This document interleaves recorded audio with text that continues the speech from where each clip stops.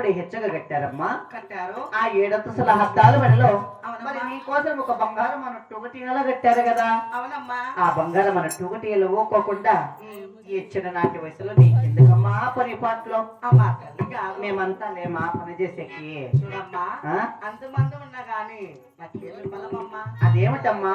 అది దానమైన తెలుపుతున్నా అనిపించవమ్మా.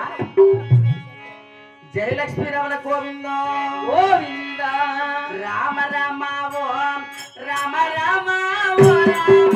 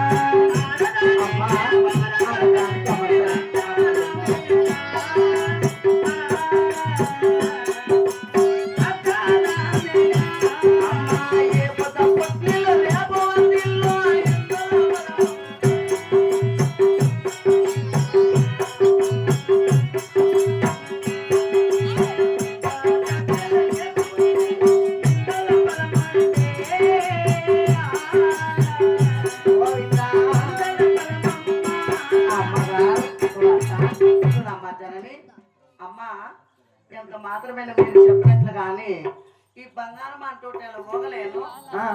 6 మంది నా అన్నగారున్నా గాని 6 మంది నా వదిన గారున్నా ఏం సుఖమమ్మా. అదేమిటి కుమార్తె? నాకు ఈ నాడ పుట్టింట్లో సుఖం ఉండొచ్చు గాని రేపు నాడ మా అత్తగారింటికి పోతే అక్కడ నాకు సుఖం వచ్చునో బాధ వచ్చునో కదమ్మా. ఈ పొద్దుంటిలో రేపు మంటిలో కదమ్మా. అమ్మా నాకు ఈ నాడ పుట్టినిల్లు రేపు నాడు శాశ్వత మత్తిలే కదా.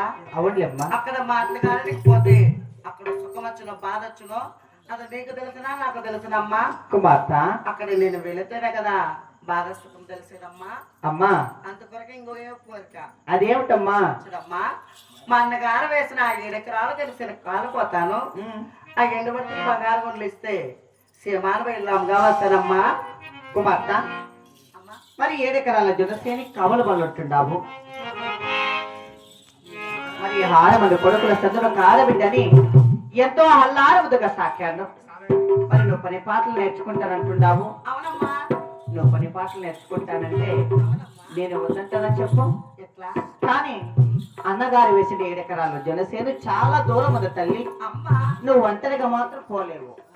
అందుకే మరి నీ చెయ్యాముంది కదా. మరి ఆ చెల్లెమని వెంట తీసుకొని మరి సమాన బయట త్వరగా వచ్చే తల్లి.